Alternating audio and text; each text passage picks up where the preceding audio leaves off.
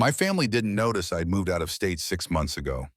Then out of nowhere, Dad called, demanding I attend my brother's wedding to keep up the perfect family image. When I refused, he threatened to cut me off. I laughed and said, "You can't disinherit someone who's richer than you." The line went dead. 4 minutes and 37 seconds. That's how long it took my father to threaten to cut me out of his will. I remember checking my phone timer when the call ended, laughing until tears streamed down my face. There I was, sitting in my sun-wrenched California apartment, making more money than he'd ever seen. 3,000 miles from the family that had spent 27 years looking through me rather than at me. The hilarious part wasn't just the empty threat. It was that they'd finally noticed I was gone 6 months after I disappeared from their lives. Boxes lined the walls of my old apartment that last day before California. Not cardboard shrines to childhood memories or family heirlooms. Just practical containers holding the life I'd built entirely on my own. My friend Julia struggled with a box of books, her face flushed with effort. "Josephine, this weighs a ton," she called, dropping it near the door with a heavy thud. "Are you sure you need all these?" "I'm selling most of them anyway," I said, the harsh sound of packing tape ripping through the emptiness. "Thanks for helping with all this." She collapsed onto my second-hand couch, the only furniture still remaining. "I still can't believe you're actually doing this. Are you absolutely sure you don't want to tell your parents?" That question again. Everyone kept asking it as if informing people who treated you like wallpaper decoration was some kind of obligation. I laughed. Not the warm kind that comes from joy, but the hollow kind that echoes from empty spaces where love should have been. "Julia, they don't even know where I live now. Why would I tell them I'm moving across the country?" Simon walked in from the kitchen, wiping his hands on a dish towel. His dark eyes held concern beneath his casual tone. "All clean in there. So, remind me again why your family doesn't know about any of this." I sank down onto the hardwood floor, the cold seeping through my jeans. The sensation anchored me as memories threatened to pull me under. Because they've never cared about my life. And I'm not being dramatic. I'm being factual. My friends exchanged one of those looks, the kind people share when they're witnessing something uncomfortable but don't know what to say. They'd heard fragments of my family story over the years, but I'd never laid it all out. Something about the emptiness of the apartment, the finality of leaving, made me want to speak the whole truth aloud. Look, when I was a kid, everything revolved around Elliot. From day one, he was the golden child. I picked at a piece of tape stuck to my fingers, peeling it back slowly. He's 2 years older, and in my parents' eyes, infinitely more valuable. "That's messed up," Simon said, settling against the wall. "When I was 8, I won first place at the school science fair. My volcano wasn't just the typical baking soda disaster. I'd researched actual volcanic patterns and created a working model that demonstrated real geological principles. The judges were impressed. My teacher called my parents specifically to tell them how exceptional it was. I could still see it so clearly standing by the dinner table that night, certificate in hand, waiting for someone to notice. You know what my parents said? "That's nice, honey." Then they spent the rest of dinner talking about Elliot's soccer game. Not even an important game. Just a regular practice where he apparently made a decent pass. The apartment felt colder, somehow. It got worse as we got older. When I was 12, I made honor roll every single semester. Perfect grades across the board. My parents barely glanced at my report cards. But when Elliot made varsity football, they threw him a party, invited the entire neighborhood. My dad bought a new grill just for the occasion. The words flowed easier now, like lancing an old wound. The rail kicker came when we were teenagers. Elliot wanted to attend this expensive private college, and my parents were absolutely thrilled to pay for it. Full tuition, fancy apartment, spending money, everything he could possibly need. When I turned 18, they sat me down for a financial reality talk. They told me they'd already spent their education money on Elliot, so I'd have to figure it out myself. "Wait, what?" Julia's eyes widened. They actually said that word for word. So I got a full scholarship to study computer science. Turns out I have a brain for it. I stood up needing to move to do something with the energy coursing through me. I lived in the dorms, worked 2 part-time jobs for everything else, and basically stopped going home. The silence that filled the room wasn't uncomfortable. These were people who actually listened when I spoke. They stopped inviting me for holidays, just sent generic happy birthday texts once a year. After graduation, nothing changed. I got a job at a software company, started working remotely, saved every penny I could. Meanwhile, my mom posts constantly about Elliot on social media. I pulled out my phone, scrolling to her profile. Look at this pictures from his promotion party 3 months ago. Photos from his engagement party last month. They didn't invite you to his engagement party? Simon asked, his voice dropping with disbelief. Nope, but I'm not surprised anymore. I figured out a long time ago that I'm not really part of their family. Elliot is their son. I'm just someone who happens to share their dough. Julia stood and wrapped me in a hug that smelled like her vanilla perfume and felt like actual home. I'm sorry, Josephine. That really sucks. It's okay. I'm over it now, and I meant it. That's why I'm excited about this move. I got an amazing job offer from a tech company in Silicon Valley. The salary is almost double what I make now, and the work is cutting edge. It's a fresh start. That's awesome. Simon said, you deserve it. Thanks. And the best part, I didn't have to ask anyone for help. I handled everything myself, found the negotiated the salary, secured an apartment in California, arranged the entire move all by myself. Julia grinned. Look at you being all independent and successful. I am proud of myself, I admitted, the words feeling strange, but good on my tongue. I've been saving for years, and with this new salary, I should be able to buy my own house within a year or two, somewhere quiet with good internet. That's all I need. We finished packing in comfortable silence, then ordered pizza and sat on the floor, eating it straight from the box. The empty apartment felt like shedding skin. Strange but liberating. So, what's your plan for tomorrow? Julia asked, wiping sauce from her chin. Flight leaves at 2. These last few boxes are coming as luggage, and everything else is already shipped. The apartment's decent, nothing fancy, but it has a view of the mountains. I start work Monday. Have you told your grandmother about the move? Simon asked. My expression softened instantly.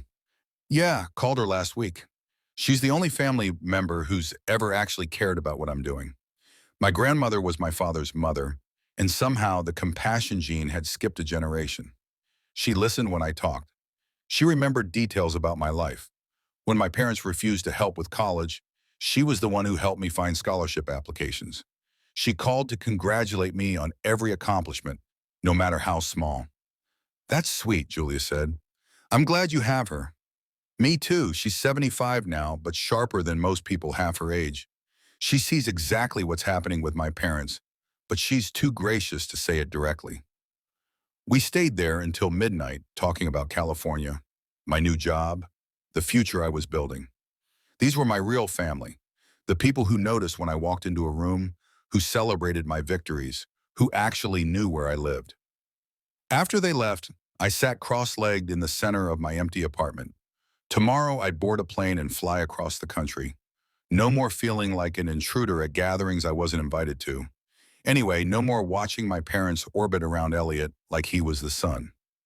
Just me, my career, and the future I was creating for myself. 6 months later, I discovered that sometimes the best revenge truly is a life well lived.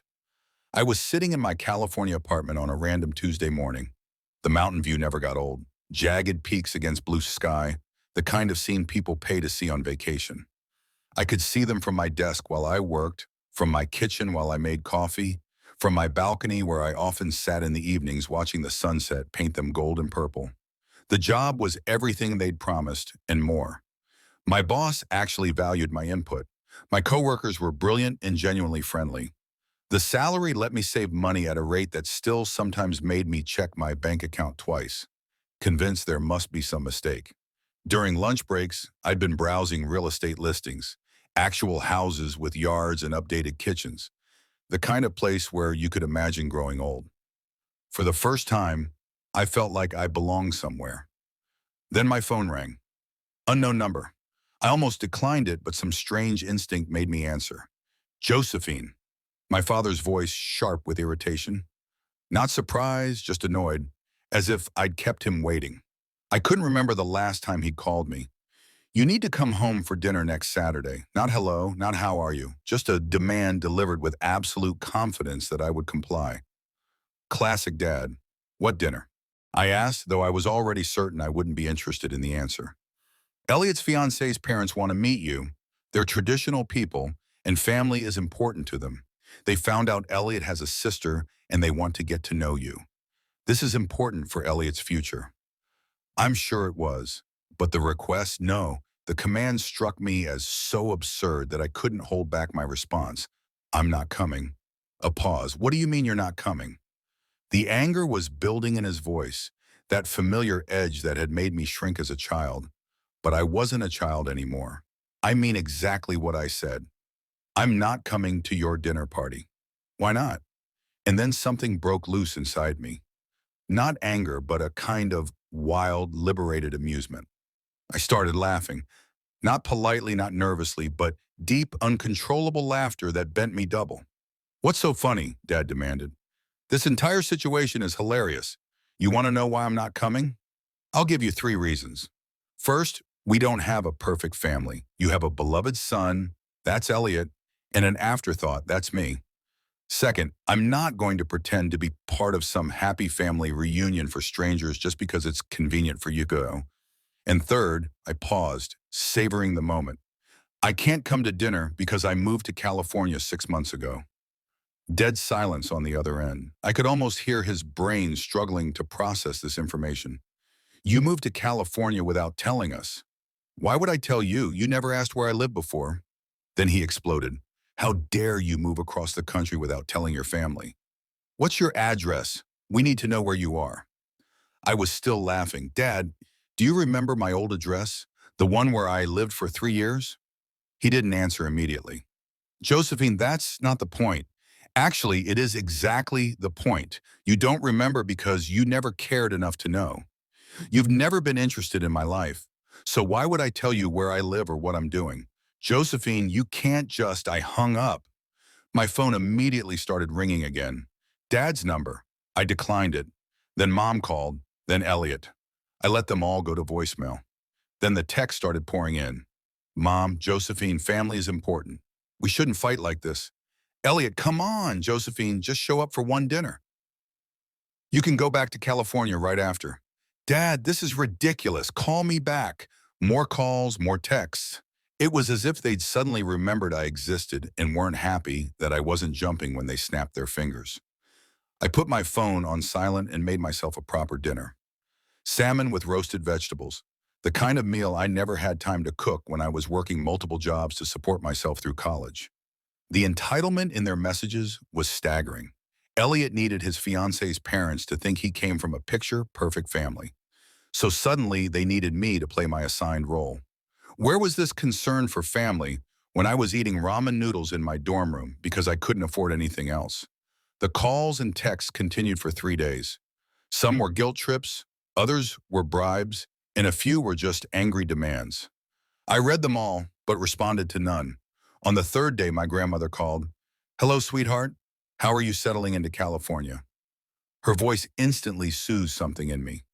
Really? Well, actually, I love it here. I'm so glad to hear that.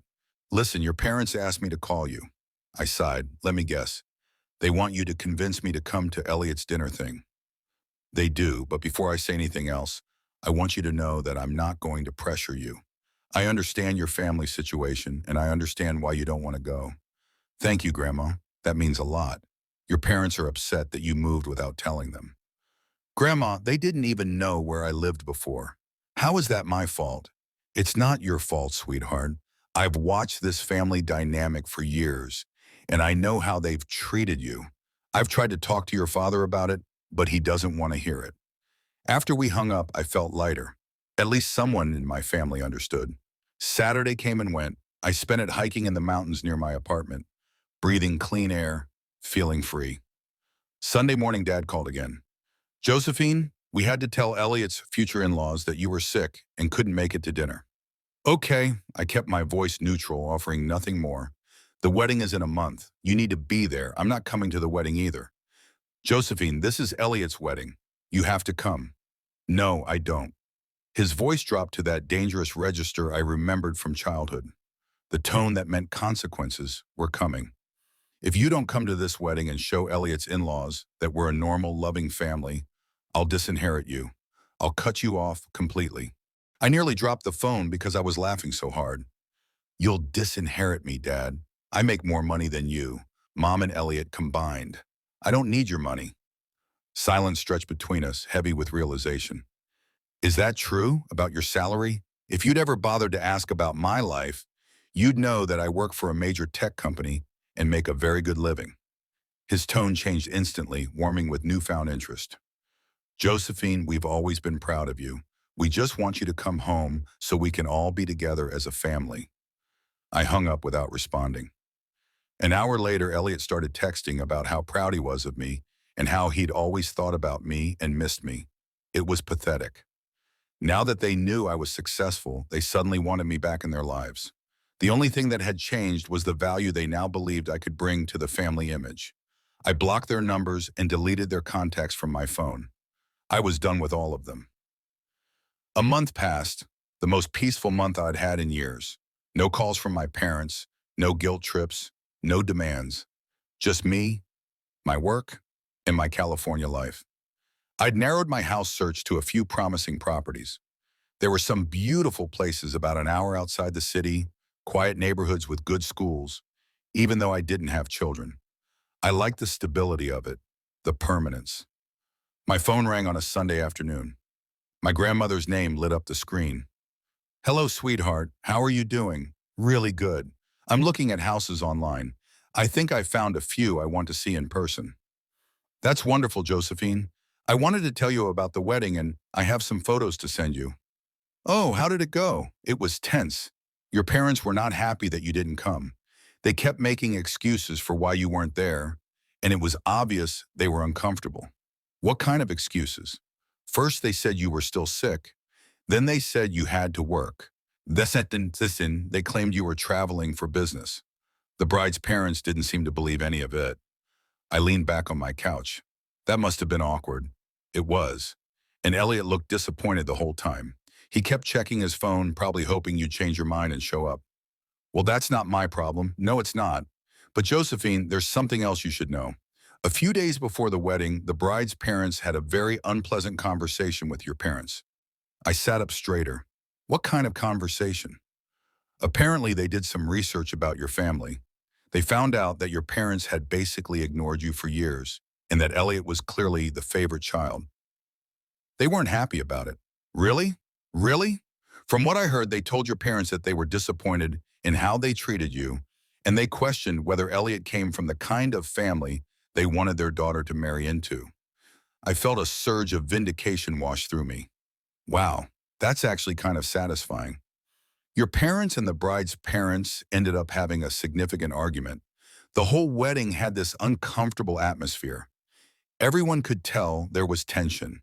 Did the bride's parents say anything to Elliot? I think they talked to him about it. Yes, I heard from your cousin that they asked him why he'd never mentioned having a sister and why you weren't involved in his life. What did he say? I don't know exactly, but apparently it didn't go well. The bride looked upset during the entire ceremony. When Grandma sent me the photos later that day, I studied them on my laptop. My parents wore stiff smiles that didn't reach their eyes. Elliot kept glancing around like he was searching for someone, probably me. The bride's parents looked stern and deeply displeased. I couldn't have scripted a better outcome if I tried. The next morning, my grandmother called again. Josephine, I wanted to update you on the family situation. What's happening now? Well, it seems the bride's parents are still asking questions about why you weren't at the wedding, and they're not satisfied with the answers they're getting. Good. Your parents are starting to panic. They've realized that their treatment of you might actually affect Elliot's marriage and his relationship with his new in-laws. That's their problem, not mine. I know, sweetheart, but I think you should know that they're beginning to understand that their actions have consequences. She was right. And meanwhile, I had everything I needed. My career was thriving. My apartment felt like home. My savings account grew every month. I was looking at houses, making friends at work, hiking on weekends. My life was good without them in it. How are you doing with all of this? I asked her. I'm fine, dear. I've been watching this family dynamic for years, and I always knew it would catch up with them eventually. I just feel bad that it took this long. You were always good to me, Grandma. You're the only one who ever cared about what I was doing. You're a good person, Josephine. You always have been. Your parents just couldn't see it. After we hung up, I felt vindicated, but mostly just relieved that I wasn't part of their drama anymore. I spent the rest of the day looking at real estate listings and found a house that seemed perfect. 3 bedrooms, 2 bathrooms, a nice yard, and excellent internet service. It was about an hour from my office, but since I worked from home most days, that wasn't an issue. I called the realtor and scheduled a viewing for the next weekend. The price was well within my budget. I could put 20% down and still have plenty left for furniture and emergency savings. That night, my phone buzzed with a text from an unknown number. It was Elliot. Josephine, I know you blocked our numbers, but I got a new phone. We need to talk. I stared at the message for a moment, then deleted it without responding. 5 minutes later, my in-laws are asking questions about you. This is affecting my marriage. Delete. Please just call me back. I know we messed up. Delete. Josephine, I'm sorry, we all are. Can we please talk?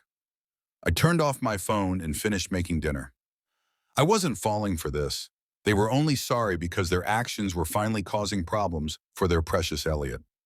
I ate dinner on my balcony looking out at the mountains.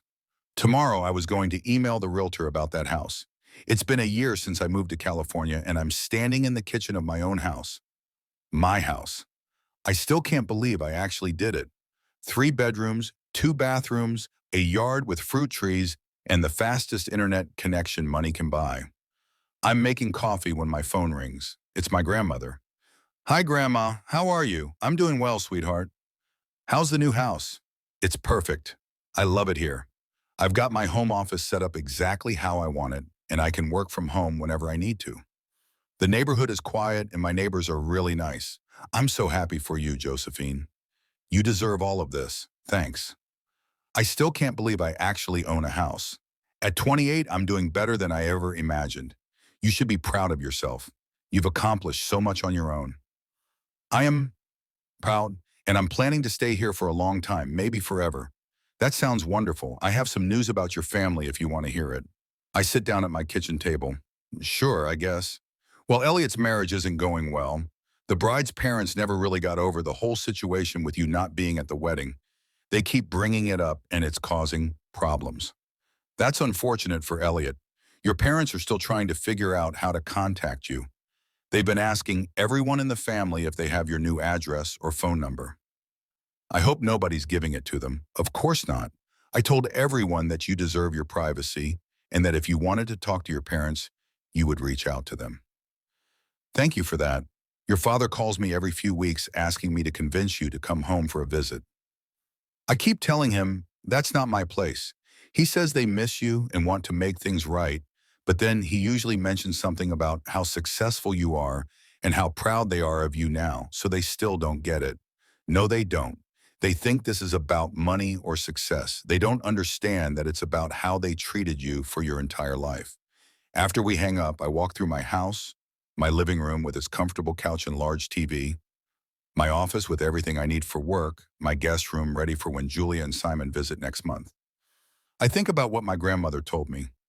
A year ago, I might have felt something about Elliot's marriage problems or my parents' regrets, but now I feel nothing. Not anger, not sadness, not guilt, just nothing. I made the right choice moving here and cutting contact with them. My life is immeasurably better without their drama, their demands, and their sudden interest in my success. I'm sitting on my back porch that evening, watching the sunset paint the sky in shades of pink and gold when my phone buzzes with a message from another unknown number. Josephine, this is Mom. I got a new phone number. Please call me. We need to talk. I stare at the message for a minute, then delete it. 2 hours later, Josephine, I know you're getting these messages. Your father and I realize we made mistakes. We want to fix things. Delete. We know you're successful now and we're proud of you. We should have been better parents. Delete. Please just give us one chance to explain. Delete. Elliot's marriage is in trouble because of this situation. You're our daughter and we love you. I laugh aloud at that one before deleting it too. The messages keep coming over the next few days. Mom, Dad, Elliot, even relatives I barely know. They try different approaches. Guilt, pride, family loyalty, even threats. But I don't respond to any of them. I block the new numbers as they come in. I change my phone number and only give it to people I actually want in my life. I make sure my address isn't listed anywhere online. A month later, I'm having dinner with coworkers when one of them asks about my family. Do you have siblings? She asks. Nope, I say without hesitation. Just me. What about your parents? They're not really part of my life anymore. Oh, I'm sorry. That must be difficult. I take a sip of my wine and smile. Actually, it's not difficult at all. It's been the best decision I ever made. And I mean it. I don't miss them. I don't wonder what they're doing. I don't feel guilty about not talking to them. I'm just living my life. 6 months later, I get a promotion at work. My salary increases by another 30%, and I'm now leading a team of developers. My boss tells me I'm one of the most talented programmers she's ever worked with. I celebrate by buying myself a new car and taking a vacation to Japan. I send my grandmother photos from Tokyo, and she's thrilled for me. You're living your best life, sweetheart, she says when I call her from my hotel. I really am, Grandma. I'm happier than I've ever been. That's all I ever wanted for you. When I return from Japan, I find a letter in my mailbox. It's from my father, and somehow he found my address.